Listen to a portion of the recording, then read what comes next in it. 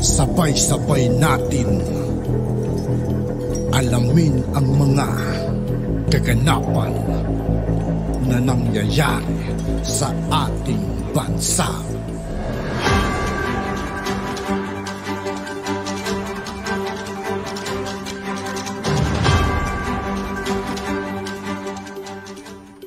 Yo, what's up mga kaibigan? This is I2K po again.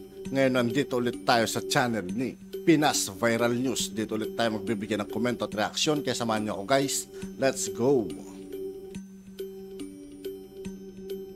Ang nakakagulat, kagaspangan ng ugali ni First Lady Liza Araneta Marcos na hulikam matapos mabulgar ng isang vlogger ang di umano'y pambabastos nito sa dating First Lady Imelda Marcos na kanyang mother-in-law. Hindi nga makapaniwala ang marami sa ating mga kababayan na tunay na ugali ni First Lady Liza Araneta Marcos hanggat na ito ay nahagip ng kamera ang ginawa nitong pambabastos kay Vice President Sara Duterte Carpio na ibinoto ng 13 milyong Pilipino. Pero bago ang lahat mga kababayan, kung bago ka pa lamang sa channel namin ay huwag mong kalimutang mag-subscribe at pakiclick na din ang notification bell para mas maging updated ka pa lalo sa lahat pa ng mga bagong videos na i-upload namin. At yun na nga mga kababayan, wala anyang karapatan si First Lady Liza Araneta Marcos na mag-asal hayop sa harap ng pangalawang Pangulo ng Republika ng Pilipinas. Matatandaan na kaliwat kanan ang kinahaharap ngayon ng may bahay ni Pangulong Bongbong Marcos dahil sa ito daw di umano ang totoong nagpapatakbo ng ating mahal na bayan. Dahil siya daw di umano ang nagdidesisyon at nagpaplano at hindi si Pangulong Bongbong Marcos na under desaya. Tila si First Lady Liza Araneta Marcos nga ang nagdidiin at nagpapabagsak kay Pangulong Bongbong Marcos sa putikan dahil sa pagiging gani nito at uhaw sa kapangyarihan. Matapos nga lumabas ang balitang ito ay umani agad ng samot-saring komento mula sa marami sa ating mga kababayan, kung saan ay marami nga sa kanila ngayon ang hindi napigilan ng kanilang sarili na maglabas ng kani-kanilang hinaing at komento sa mundo ng social media. And the netizen posted, wala talaga sa kalingkingan si Liza sa dating First Lady Imelda Marcos. Parang diwata sa puno ng ilang-ilang si Liza, parang wakwak sa Balete Drive. Never again, Marcos na, lalo na yung anak niya na wag nang iboto yan. Kaya naman nanalo si Pangulong Bongbong Marcos dahil sa mga Duterte. Kung wala, di mananalo yan. Kasi sa dami ng galit sa mga Marcos, diba? Matagal na palang bulgar na sa droga ang mag-asawang Marcos na yan. Dapat mga vlogger na naman kayo nag-umpisa laban sa kanya. Dapat i-people's power na yan. Maawa naman kayo sa 110 million Pilipinos na nawagan at sa lahat ng mga AFP officials. Kumilos na kayo sir, God bless. Kaya lang, anong makukuha natin sa House at Senate na ang members ay tila walang kakayahang mag-isip ng tama at tila pagpapayaman ang nasa isipan. Nagkautang-utang tayo sa ibang bansa. Tapos kinukurap lang ng mga administration na to. Sino ang magbabayad? Tayong mamamayang Pilipino ang pinahihirapan at kawawa ang susunod na administrasyon. Bakit siya palaging nakadila? Behavior ba yan ng mga First Lady? Hindi siya dapat igalang. Kung palagi siyang ganyan, nakakahiya naman. Kung mandamit, ay nako, bakit din niya gayahin sa First Lady Imelda? Kahit saan nasod magpunta, walang kapantay sa kanya, saludo lahat. End quote. First red flag that I saw kay First Lady Liza Marcos was when she's trying to Photoshop all her photos sa Presidential Communications Office at saka sa Liza Marcos page. So nag-post yung Go Negosyo.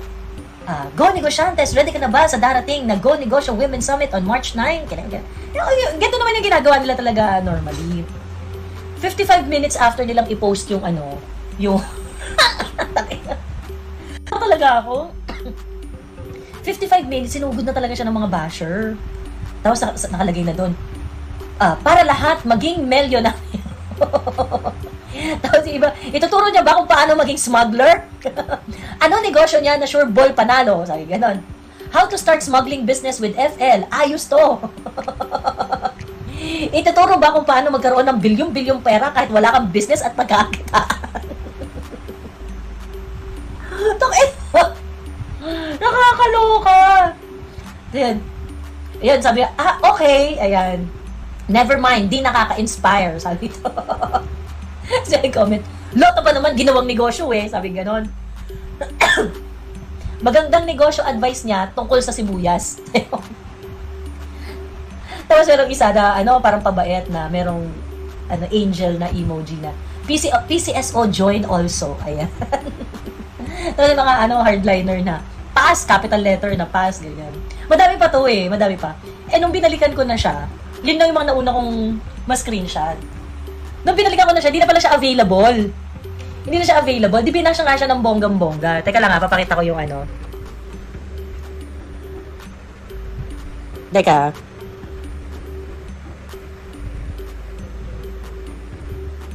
Ayan. Ito yung ayan yung Go Negosyo Go Negosyo poster. Diyan siya binash ng bonggang-bongga. Paano sinugod namin post niya? Sabi ni Jamaica, pinabura siguro yun, deserve niya yan. Pinabura talaga. So ngayon, pinalitan niya yan. Pero yung picture niya, lit-lit na, diba? Yung picture niya, lit-lit na. Tapos mga kasama niya, mga artista, sila Atasha Mulak, Bella Padilla, diba? Mga artista na. At madami ng mga artista kasama dun sa poster. Di syempre siguro para mamitigate yung pambaba siya kanya, ganyan-ganyan. Mga ganong etchos. And then, nakakatawa talaga. Tapos, well, kasi hindi ko naman siya talaga sa totoo lang, hindi naman talaga ako nag-e-enjoy na binabash yung First Lady. Pero nainis ako sa kanya, nung mga meron na siya talagang very public na kabalahuraan at kayabangan. Ganon, no? Kasi yung mga naririnig nating mga masamang ugali ni Lisa, galing kay Maharlika di ba? Si Maharlika kasi, meron siyang personal experience kay sa First Lady. Tapos yung iba rin, talagang meron din talaga ako naririnig na personal experience na hindi maganda kay First Lady. Si Direk Daryl, marami rin hindi maganda yan kay hindi maganda experience kay Lisa Marcos, gano'n. So ngayon, pero syempre ako, wala naman talaga akong experience sa kanya na bonggang-bongga. So kumbaga parang yung knowledge ko lang kay FL na sa hindi niya magandang pag-uugali is really coming from people na merong personal encounter sa kanya. Malaking bagay yun, no? Kasi personal experience yung mga yun 'di ba? Tapos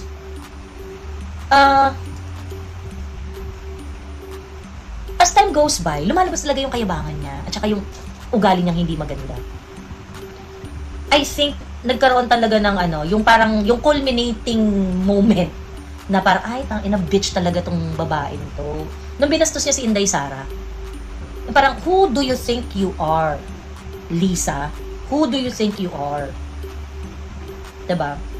Ang bad trip kasi dito kay Lisa, ang dami ng issue pagkatapos, 'di ba? Nilabasan siya ng kasangkaterbang mga voice recording ni Maharlika, ganyan. She didn't say anything. She didn't even bother to explain herself, ganyan. So, never niya clarify yung sarili niya. Pero nung binastos niya si Inday, parang for me, iba na to bakla. Kasi alam mo, Lisa, hindi ka namin binoto Hindi ka namin binoto. Ba't ang arte-arte mo? 'Di ba? Ba't ang arte-arte mo? Ganon. Sabi, sino ba, Sarah? Fake VP din naman. JNV, akyat ka. Paano naging fake VP? Akyat, wag masyado madaming sinasabi. Ikaw, invite ako na invite, hindi ka naman umaakyat. Explain mo yung sarili mo doon sa mga assertions mo. Okay? Explain mo yung sarili mo sa mga assertions mo. Wag isakto yung yabang doon sa kaya mong gawin. Ganon. Ngayon, kung hindi mo kayang papanagutan yung mga pinagsasabi mo, shut the fuck up, okay? Huwag masyadong matapang kung hindi kayang manindigan. Ayan. So, anyway, ito na nga. Kasi yung sa page ni FL, hindi mo siya masyadong nalalait dun Ganun. Pero sa ibang mga page, makita mo talaga na kawawa talaga siya. Kawawa talaga si Lisa. Diyos me. Tsaka niya dito, kasama niya si Small Laudia at sila Alice Eduardo.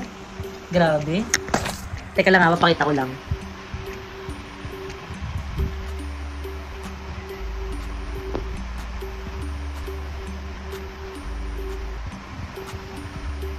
Ayan, ito.